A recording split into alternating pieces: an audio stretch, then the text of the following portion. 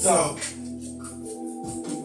happy to see everybody. So, as you know, or maybe if you don't know, if you've been living under a rock, you had the Super Bowl that just, transpired over the weekend, this Sunday night. And so, it was the Chiefs against the Eagles. And as you guys know, I haven't watched football in forever, so I guess it must have been divine intervention. I cut out football since the Kaepernick debacle 10 years ago. When all these white supremacists got mad that we wouldn't, they still got mad that we wouldn't kneel no longer for their racist ass national anthem. There was a problem that we said, you know what, we don't want to be disrespectful to your anthem that's racist towards us. We would rather just, put our head down in prayer. Is that all right? And then the white supremacists went crazy. How dare you dirty niggas, kneel and bow. So with them, it's always a way to take away our dignity and our humanity. It's about power for them. So, and they love to always put their fake Jesus shit in some stuff. They always put their fake Christianity, but it's not a Christian bone in none of their bodies. That's what makes it so funny.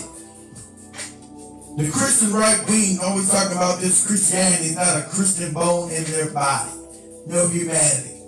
It's about their unbridled power. Is what they push.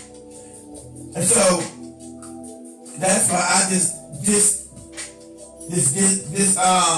detached from the National Football League. So, and it was hard for me to do. I was like everybody else. I was addicted to football. Well, once I finally got away from it 10 years ago, I found I didn't need it. There was no value in it for me at all.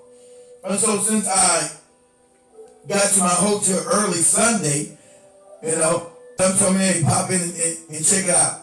Because the only reason I did that, because I used to, for those that don't know, I went to college in Philadelphia. So Philadelphia is close to my heart. So since they were there, I said, let me check it out. I couldn't tell you none of the name of any of the players. That's how far I've fallen in NFL viewership, right? That's how far I've fallen in NFL viewership. I don't know who the hell's playing, what position, what team, whatever. So I said, I'm going to turn in because, the Eagles are playing and I hope they win, right? And I haven't watched a single Eagle game this year. I didn't know if they were good or not. Sometimes you can fluke up and get into the Super Bowl sometimes. So I watched the Super Bowl. Really, the Eagles won that. The game was kind of boring because the Eagles really won the game in the first quarter. And if anybody was watching, the Eagles really won that game in the first quarter. Right? And so I was like, man, this thing is boring. Like, this is a blowout.